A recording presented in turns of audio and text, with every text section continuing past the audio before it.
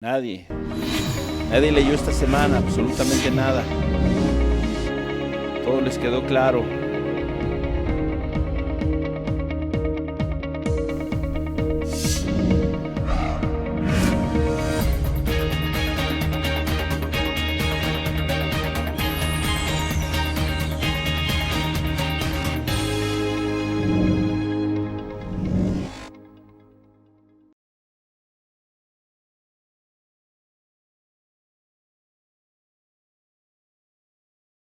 Así como el ciervo clama por las corrientes, así, Señor, nuestra alma anhela de ti, porque nos turbamos aún en medio de cualquier situación. Hemos de alabarte, Dios. ¿Por qué te abates, alma mía?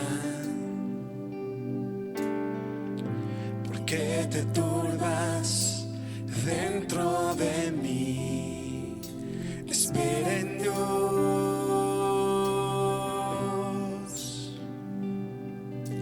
espera en Dios.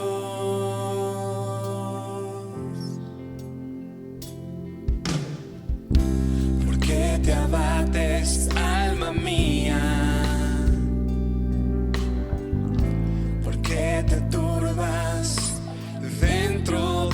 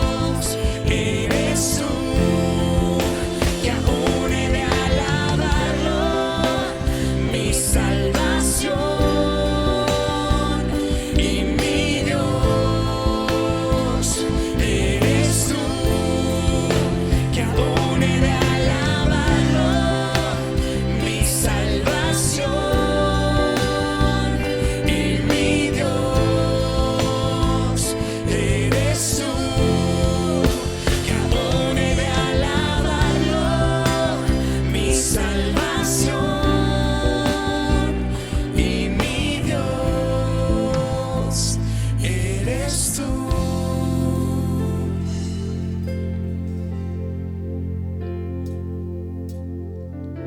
Porque te abates, alma mía.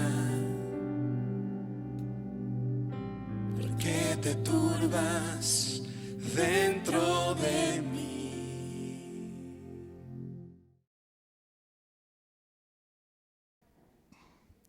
Y vamos a ver qué dice el texto. Alguien que me resuma la semana pasada, ¿qué vieron con el pastor Gerardo? Alguien que se anime, que diga yo quiero decir algo que les haya llamado la atención. No necesariamente tienen que decir lo que él dijo, no, sino lo que ustedes entendieron, con lo que se quedan de todo lo que hablaron. Quizá alguna cosa importante, relevante, que tocó su corazón, que les bendijo, ¿sí? ¿Quién quiere decir algo al respecto? ¿O quién me dice cuál fue el tema, por lo menos?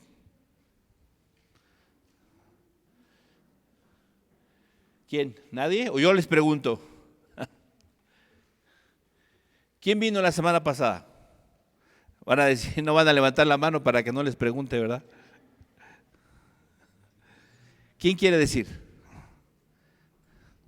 ¿Sí?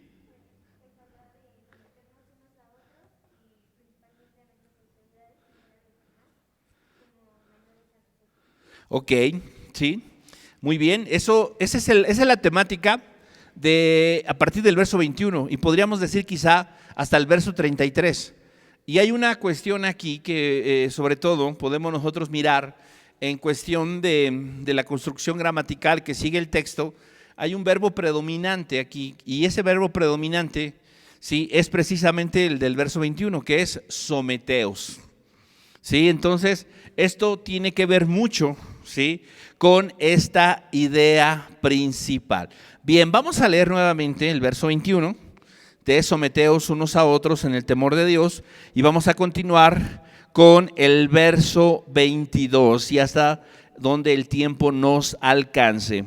Dice así, el verso 21, someteos unos a otros en el temor de Dios. Ahora, aquí hay una cosa antes de continuar que yo quiero que ustedes no pierdan de vista. ¿Cuál es esta cosa? Precisamente, a pesar de que en nuestras Biblias sí hay una división, como manifestando o expresando que hay un cambio de tema, ¿sí? No sé cuántos de ustedes en su Biblia tienen alguna división por ahí, ¿no? Algunas Biblias, por ejemplo, yo aquí la que tengo dice en letras negritas, dice someteos los unos a los otros. Esto quizá me haría pensar a mí que ya cambiamos de tema, ya no estamos hablando de lo que previamente, los versículos previos me estaban tratando de comunicar, ¿sí? No sé qué otro título tengan por ahí en sus Biblias diferente. Andar como hijos de luz, ¿ok? ¿Algún otro? La armadura de Dios, bueno, ese viene un poquito más abajo, ¿no? Ok, bien. Ahora, fíjense, aquí hay una cosa que es importante. Estos títulos, saben ustedes, los puso el hombre, ¿estamos de acuerdo? ¿Sí? Los puso el editor de la Biblia o el que hizo la división, la traducción en este caso, tal vez. El texto original no tiene ni versículos ni capítulos, es un texto de corrido. Es decir, aquí nosotros ya estamos teniendo una división de alguien que pensó que aquí ya estaba tocando otro tema. Pero la realidad es que si nosotros revisamos el texto, nos vamos a dar cuenta de que no es otro tema. Es el mismo tema con otros asuntos importantes. No podemos nosotros definitivamente separar estos temas.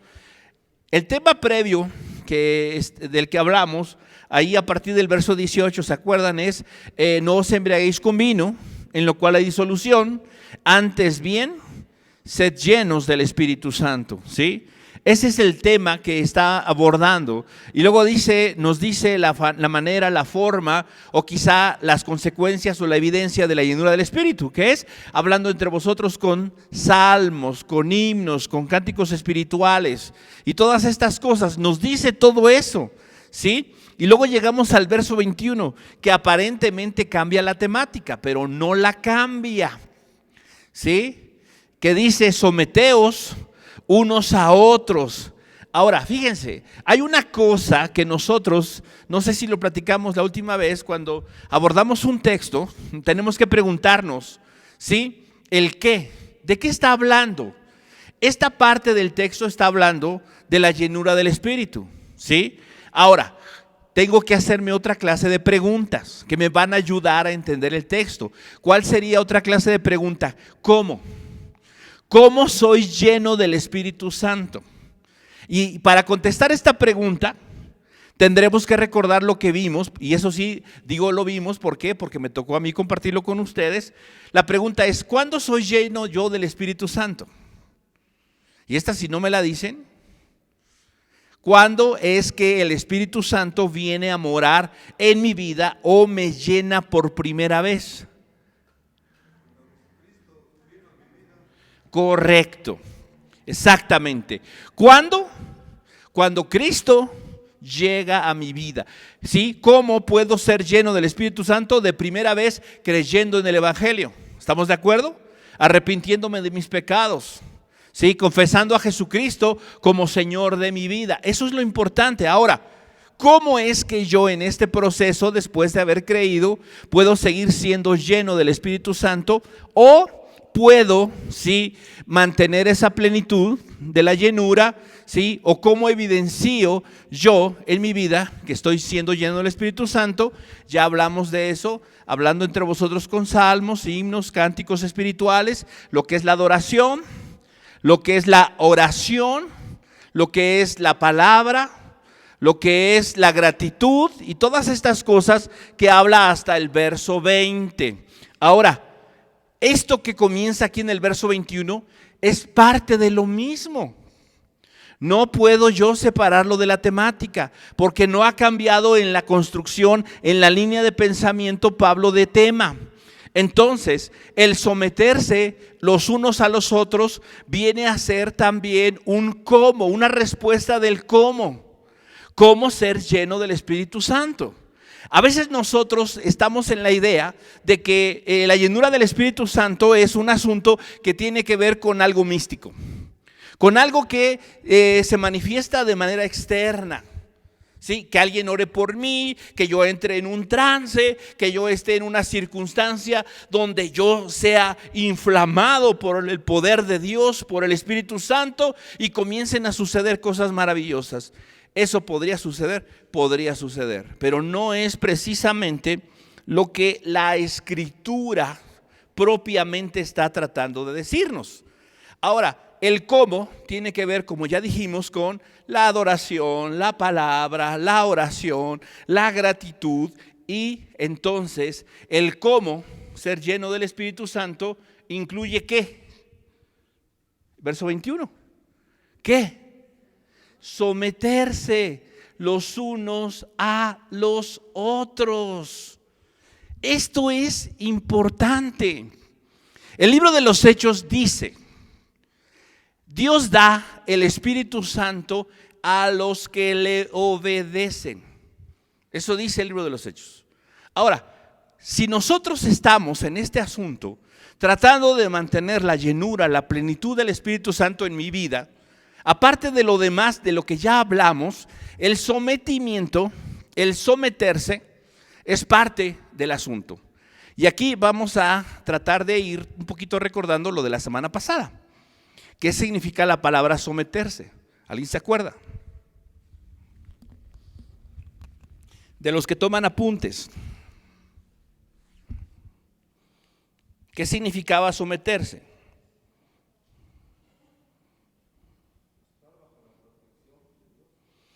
Es parte de, sí. La palabra someterse proviene de un vocablo griego, no sé si lo comentó Gerardo, no recuerdo honestamente, sí, que es la palabra hipotazo, no sé si lo comentó, ¿no? ¿Qué significa hipotazo? Literalmente significa colocarse debajo de algo. Pero hay un asunto aquí que es importante, ¿sí? Este asunto es una acción, es un verbo. El hipotazo es Es un verbo, es una acción. Es algo que nosotros llevamos a cabo. ¿Sí? Es algo que llevamos a cabo. ¿Qué significa esto? Que es voluntario. El sometimiento, dime una cosa. El sometimiento que Dios quiere de nosotros, ¿es un sometimiento obligado? Dios nos pone está con un rayo en el cielo o con una pistola de fuego diciendo, a ver, estoy esperando a ver quién desobedece, para entonces mandarle y darle un destello. No. ¿Dios a alguno de nosotros nos ha obligado a hacer algo? No, para nada. El sometimiento que Dios espera que nosotros llevemos a cabo es un sometimiento voluntario. Y aquí dice, podríamos nosotros parafrasear el asunto y decir, ¿sí? Sométanse, colóquense bajo la autoridad de alguien más. O unos a otros, colóquense bajo autoridad. ¿Sí? Ahora, ese sometimiento definitivamente tiene una razón de ser. O tiene un sentido, tiene una vía, tiene un camino. ¿Cuál es? La vía o el camino es, ¿qué dice ahí? ¿En qué manera o de qué manera? En el temor de Dios. Es decir, ¿yo por qué me voy a someter a mi autoridad, a quien Dios pone sobre mí? ¿O por qué voy a decidir yo colocarme bajo la autoridad de alguien? ¿Porque ese alguien es muy inteligente, es muy sabio?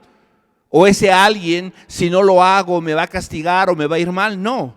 Yo voy a decidir respetar a la autoridad puesta por Dios y me voy a decidir colocar bajo la autoridad de alguien por temor a Dios, por respeto a Dios, por reconocimiento a Dios, por obediencia a Dios, de tal manera que el sometimiento o el colocarse bajo la autoridad de alguien tiene que ver precisamente con un asunto que se desprende de mi entendimiento, mi conocimiento, mi relación con Dios.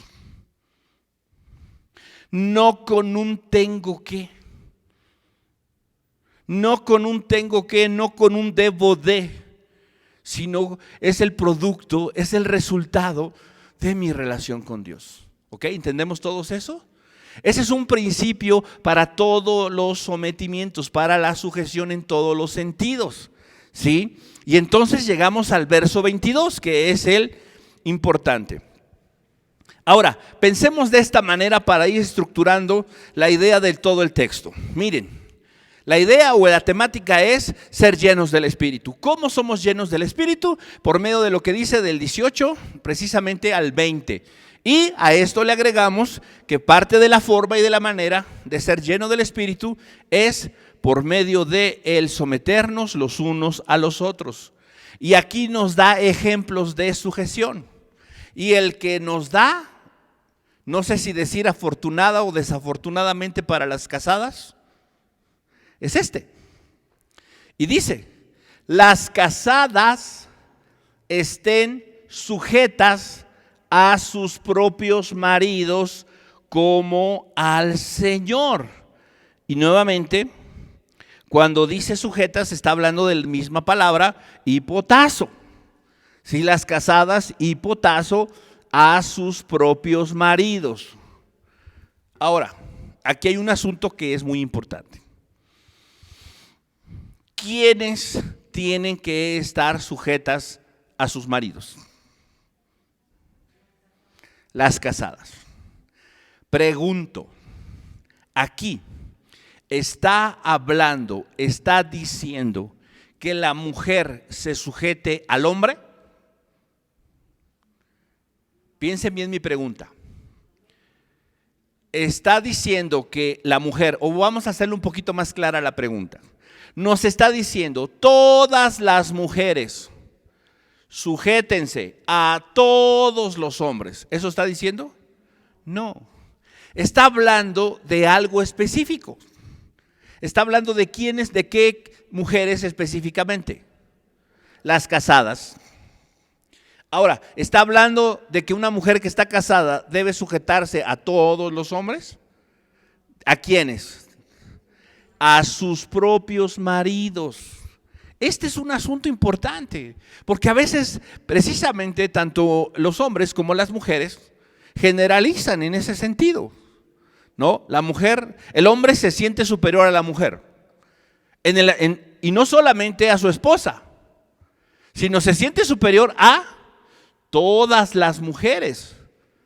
Y la Biblia, en ese aspecto, ¿a quién coloca sobre la mujer? A su esposo, no a todos los hombres. ¿Y a quién coloca debajo del varón? ¿A todas las mujeres? No, solo a su esposa. Entonces, esto es muy importante, porque esto está hablando de una figura de autoridad y de orden dentro de la familia y comparándolo con el cuerpo de Cristo. ¿Sí? Entonces, no está hablando de todas las mujeres, no está hablando de todos los varones, está hablando de las mujeres casadas y está hablando de los maridos de estas mujeres. ¿De acuerdo? ¿Estamos en ese entendido? Si tienen alguna pregunta, con toda confianza, vamos viendo. Ahora, aquí hay algo que viene, ¿sí? Importante. Y dice, ¿cómo es que la mujer tiene que estar sujeta al marido? Como al Señor. Ahora, la pregunta es, ¿cómo es eso? ¿Cómo es que eso sucede? ¿Cómo la mujer está, o cómo podríamos nosotros decir que es como al Señor? ¿Cómo? Ok, bueno, esa podría ser un asunto importante en obediencia. ¿Perdón? Ok, por amor. ¿Podríamos nosotros decir por amor? Sí podríamos decir por amor. ¿Por qué? Porque teóricamente, sí, nos sujetamos a Cristo porque le amamos, ¿no? ¿Y por qué le amamos? Exacto. Porque Él nos amó primero. Entonces, ¿sí?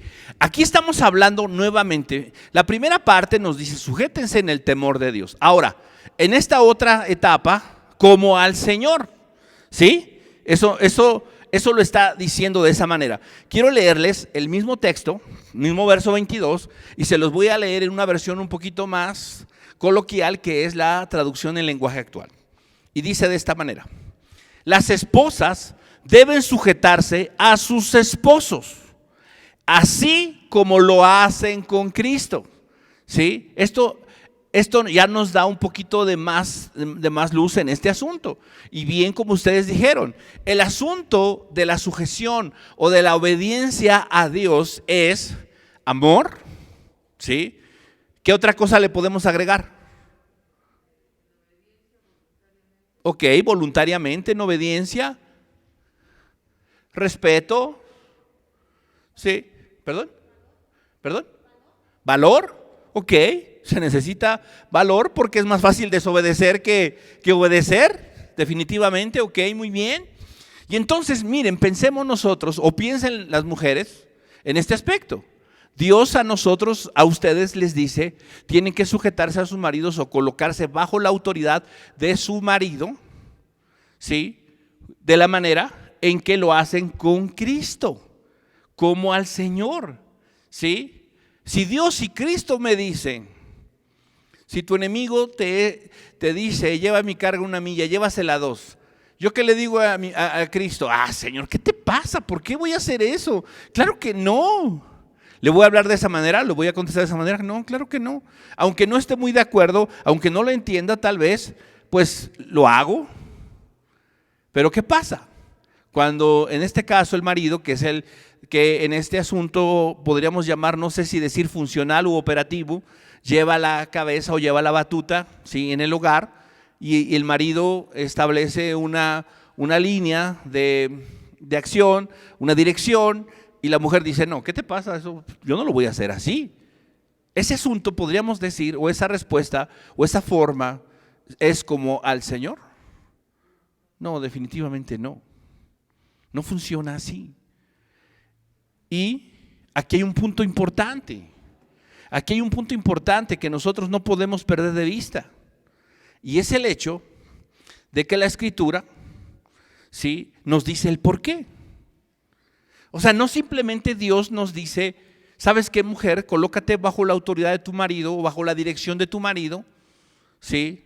Para que te pise, o para que abuse de ti, o para que tenga quien le caliente la sopa cuando llega tarde, o para que tenga quien le lave la ropa, o para que tenga quien le ponga aceitito en los piecitos cuando esté cansado el muchachito. No dice eso. Dice aquí el texto, ¿por qué? Porque el marido es cabeza de la mujer, así como Cristo es cabeza de la iglesia, la cual es su cuerpo y Él es su Salvador. Está hablando, ¿sí?, aquí de la relación que tiene Cristo con su iglesia. Y en esa relación, Cristo es la cabeza. ¿Qué significa que sea la cabeza? De que es la autoridad, muy bien. ¿Qué más? ¿Qué más entendemos por cabeza? ¿O qué más nos dice que alguien sea la cabeza? Una cobertura puede ser también. ¿Qué más dijeron por acá? Es el Salvador, ok, pero ¿qué relación tiene la cabeza con Cristo en este caso y la iglesia? Es una de las partes fundamentales. ¿Pero por qué es una de las partes fundamentales? ¿Perdón? ¿De dónde salen las instrucciones? ¿De los pies? ¿De dónde salen los pensamientos? Del cerebro, ¿no? Ahora, ¿qué pasa? Volvamos a la analogía que hace Pablo, ¿sí?, en la carta a los Corintios del cuerpo de Cristo. Dice él, porque no soy cabeza, ¿soy menos? No. Lo que tengo que pensar es que soy parte del cuerpo.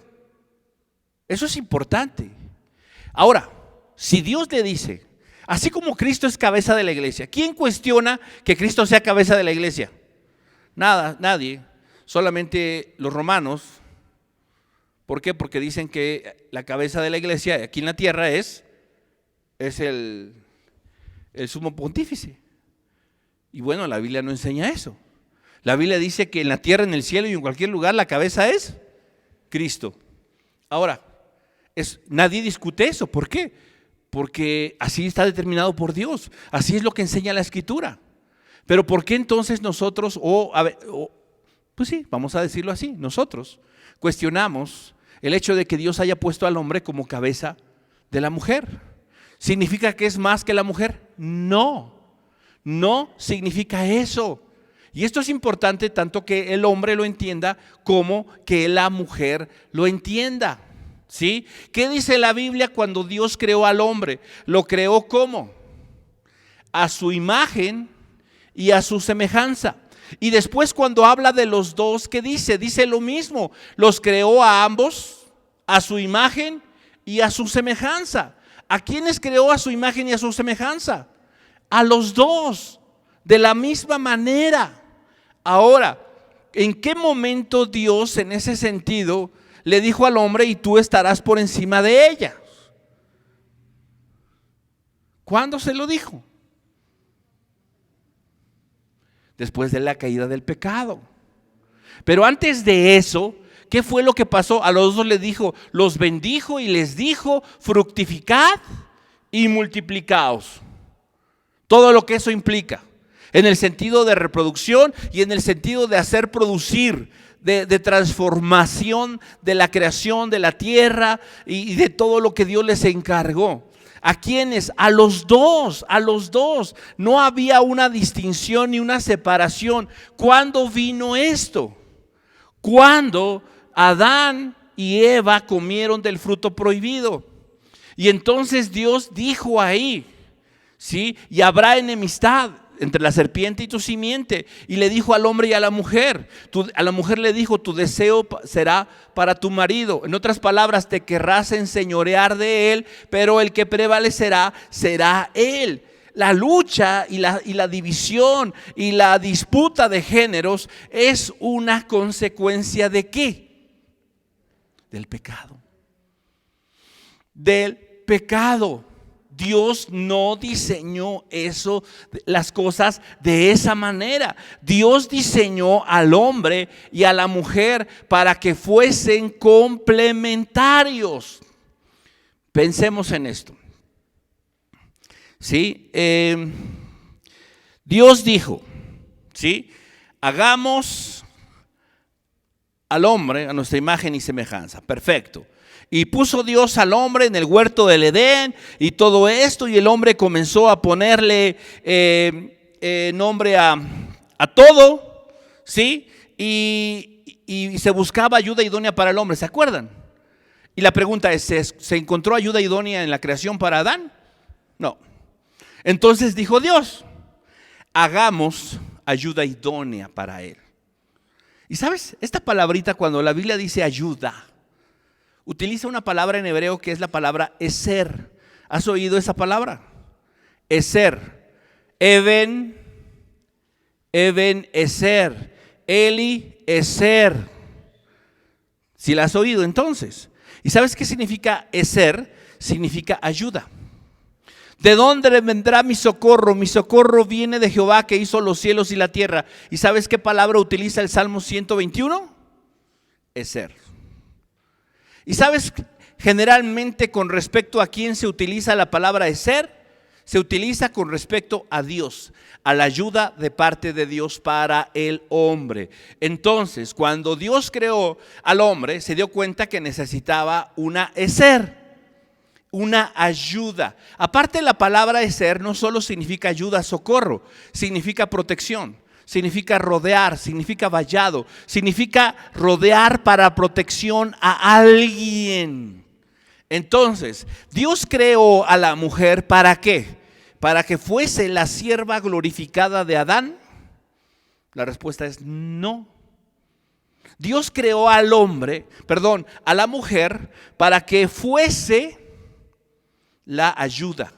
Y cuando nosotros hablamos de la ayuda en este sentido de ser, estamos hablando, sí, de una ayuda en algún aspecto, pero estamos hablando más bien de cuidado, de protección, de fortaleza.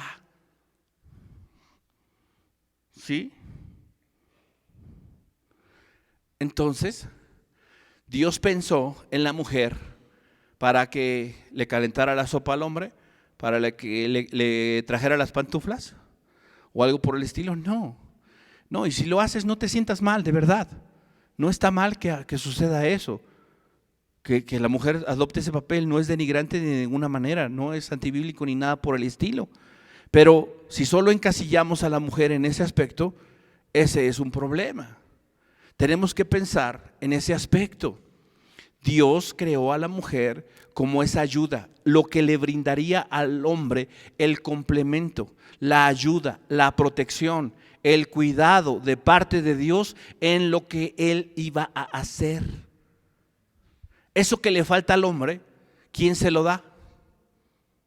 La mujer. ¿En dónde quisieron herir a Jesús cuando estaba en la cruz? ¿Qué le querían romper? ¿Por qué?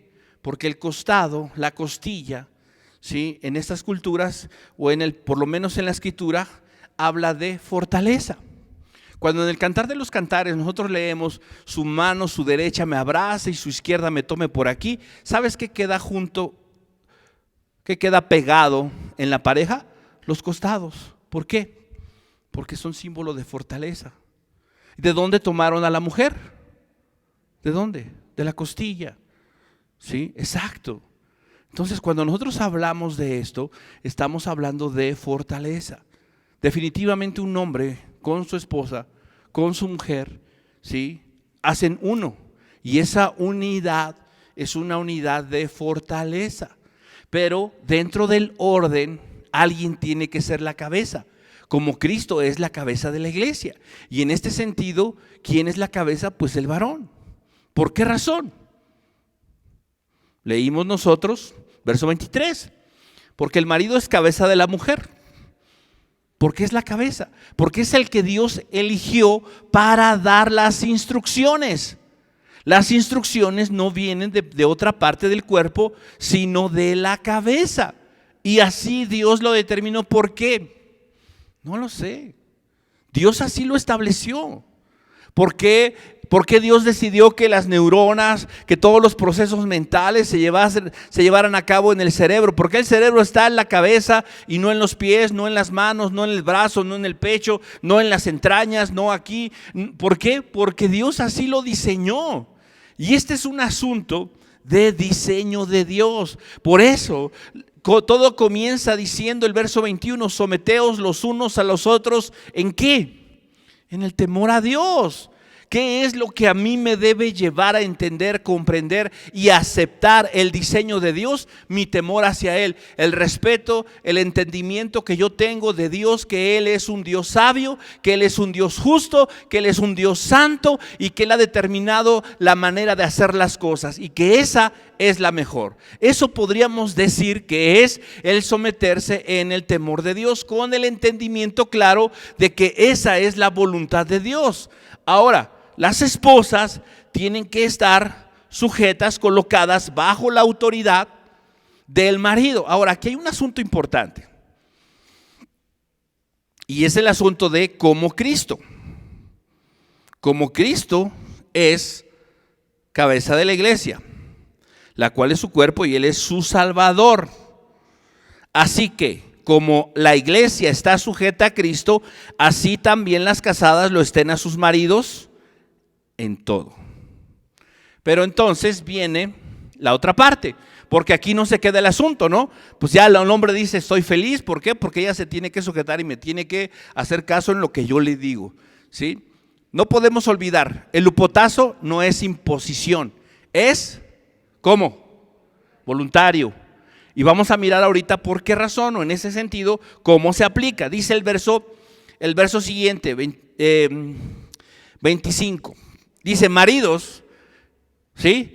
Estamos hablando de cómo, ¿sí? Estamos hablando de cómo. La pregunta aquí central que no puedo yo quitar de mi mente es el cómo. Ahora, la mujer, ¿cómo se va a sujetar al marido? Voluntariamente. Verso 25. Maridos,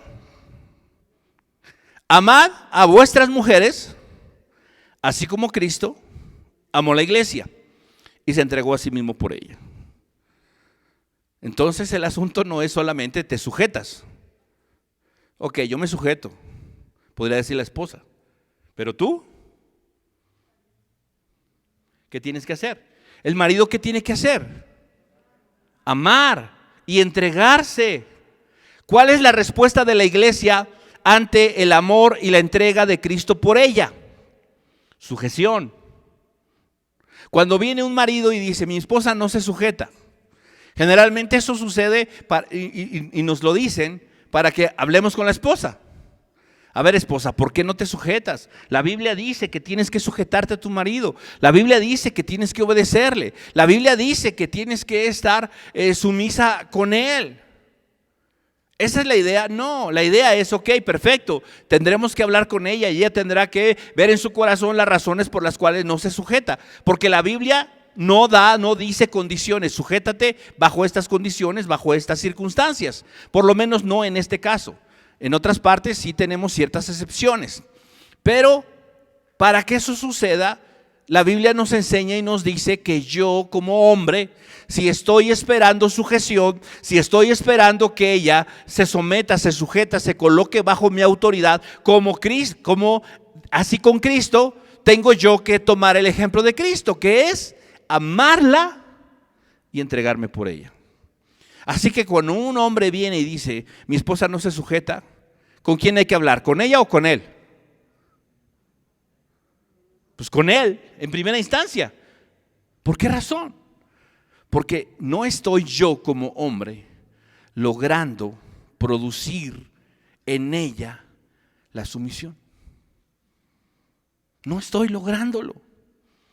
El fruto que estoy teniendo yo de lo que hago en el corazón de ella es rebelión, es resistencia. Es que ella quiere hacer las cosas como ella quiere. Recordemos una cosa, ¿qué es lo que rompió con el orden establecido por Dios o el diseño establecido por Dios. ¿Se acuerdan? El pecado. Y entonces, ¿qué es lo que estorba el diseño de Dios hoy en día? El pecado. Le preguntan a Jesús, Mateo capítulo 19, oye, ¿por qué Moisés dio permiso de que se diera carta de divorcio? La respuesta de Jesús fue clara. ¿Cuál fue? Por la dureza de vuestro corazón es que Moisés permitió eso. Mas al principio dice, no fue así. Entonces, aquí el asunto tiene que ver con el corazón. ¿El corazón de quién? ¿De la esposa? Sí, por supuesto, tendrá un problema. Pero el problema también recae sobre el varón. Yo no puedo como hombre esperar que mi esposa me respete, me ame, se coloque bajo mi autoridad, acepte mi influencia, mi dirección. ¿Y a dónde voy yo si no la amo? Si no la amo y si no me entrego, si no me ve haciendo algo por ella. Lo más tonto e insignificante si tú quieres, entregándome, dándome, haciendo un esfuerzo, ¿sí? Por que ella esté bien, porque ella no tenga problemas, porque ella no se canse, porque ella tenga y esté tranquila, tenga paz y tenga tranquilidad. ¿Cuál va a ser el fruto de eso? El fruto y el resultado de eso va a ser amor, respeto y sumisión. No dice la Biblia que nosotros amamos a Dios porque Él nos amó primero. Así funciona. ¿Quieres una esposa, varón, que se sujete, que te respete y que te ame? Ámala y entrégate por ella. Haz lo necesario para que ella se sienta bien, para que se sienta amada, para que se sienta cuidada. Y entonces, ¿sabes qué? Va a haber respeto.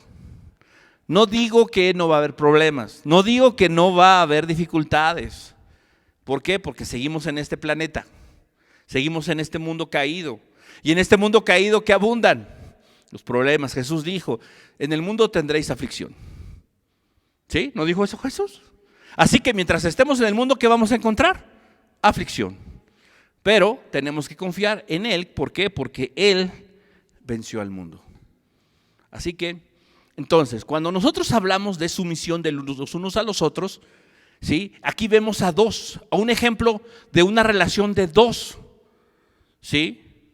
En una relación de dos en donde uno ciertamente, ¿sí?, está bajo la autoridad o de decisión, de guía, como cabeza. Ahora, el que está como cabeza, el que está como guía, también está cargando, está soportando y está levantando ¿a quién? Al otro. Porque esa es la idea, unos a otros. Entonces, aunque ella está bajo mi autoridad, aunque ella está bajo mi guía, aunque ella está colocada, ¿sí?, en el sentido de toma de decisión, abajo de mí, yo tengo que tener la misma actitud que tuvo Cristo. ¿Cuál es ese? Que amó. Y que cuando hablamos de amor, ¿de qué estamos hablando? De un sentimiento así bien profundo. Sí, pero ¿de qué más? La palabra amor en la Biblia, ¿se acuerdan cuál es? Ágape. ¿Sí? ¿Y qué significa ágape? Decía un amigo, ese ágape a veces lo usamos como agapedazos al hermano. No, ese no es el amor de Dios. El amor ágape es el amor que más que un sentimiento describe una actitud. ¿De qué tipo? Una actitud de entrega, de sacrificio, llevado al extremo. Entonces, aquí nosotros necesitamos entender esto. Mi amor por Cristo, si soy esposa, me tiene que llevar hasta el extremo. Tiene que ser radical. me debe llevar a actitudes radicales que normalmente no haría yo como una mujer natural. Mi amor por Dios y por mi esposa me tiene que llevar a actitudes radicales, extremas, que le hablen a Dios de que le amo y que le hablen a mi esposa de que la amo. ¿Por qué el esposo es capaz de salir a las 2 de la mañana a buscar un analgésico si su esposa tiene dolor de cabeza? Porque es bien buena onda y tiene un gran corazón. Porque la ama. Y a pesar de que no lo siente y no lo quiere y desearía, aguántate, tómate algo, ahí ponte algo, no sé, o ya mañana vemos. No, la ama y dice, voy. ¿Quiero ir? No, no quiero ir. Pero voy a ir porque el amor, que es la actitud de entrega extrema y de un amor extremo, que no tiene que ver con sentimientos, sino que tiene que ver con acciones, ¿sí? Me impulsan a hacerlo. Eso es. Y la esposa, ¿por qué va a hacer lo que tiene que hacer y a seguir la dirección, la guía del marido, aunque cree que el marido está equivocado? ¿Por qué lo va a hacer? Por amor a Cristo, por amor a lo que Dios ha establecido. Necesitamos nosotros entender esto. Y entonces cobra sentido el sujetos los unos a los otros. No está hablando solo de las esposas, está hablando de que el marido también necesita una actitud diferente, una actitud distinta. ¿Sí me entienden? ¿Me están entendiendo la idea? Entonces, mujeres, sujétense a sus maridos como a Cristo. Maridos, amen a sus mujeres como Cristo amó a la iglesia. Y entonces estaremos nosotros aplicando el evangelio a nuestra vida. ¿Por qué? Porque estas dos acciones requieren una situación que definitivamente va contra nuestra naturaleza pecaminosa, egoísta, egocéntrica. Y va contra lo que sucedió en el huerto del Edén, la lucha de poderes, la lucha de géneros, la lucha de sexos. Cuando nosotros somos capaces de entender y de aplicar el evangelio en nuestra vida en este aspecto, entonces la plenitud del Espíritu Santo se manifiesta en nuestras vidas.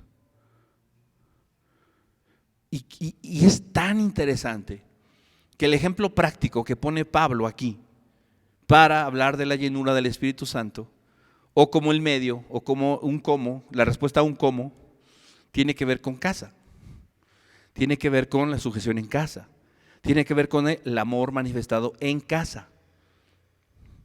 Aquí en la iglesia podemos manifestar amor, un amor muy bonito, muy lindo, muy servicial. Podemos manifestar muchas cosas, podemos ser lindos con todos y en casa ser unos. ¿Cuál es el que cuenta? ¿Cuál es el verdadero yo? ¿El que aquí se muestra o el que se muestra en casa? El que se muestra en casa. ¿Por qué? Porque paso más tiempo en casa que aquí. Y aquí el ejemplo tiene que ver con casa. ¿En dónde tengo que ver yo si estoy yo siendo como Cristo? Si la llenura del Espíritu Santo en mi vida se está manifestando. En cómo me muevo aquí, qué lindo canto, qué lindo hago esto, qué bien hago esto, qué bien sirvo, qué bien. No, eso es parte. Pero ¿sabes dónde se ve que la llenura del Espíritu Santo está en mi vida? En cómo estoy yo comportándome y tratando a mi esposa, a mi esposo. Y déjenme ver si es aquí. Bueno.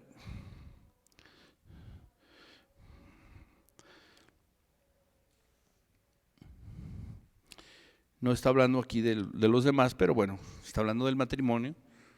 Pero es importante que nosotros tengamos esto. La semana siguiente vamos a hablar acerca de otra de las razones. Quizá vamos a ver el por qué. ¿Por qué es posible esto? ¿Por qué es posible que esto se pueda dar en una relación?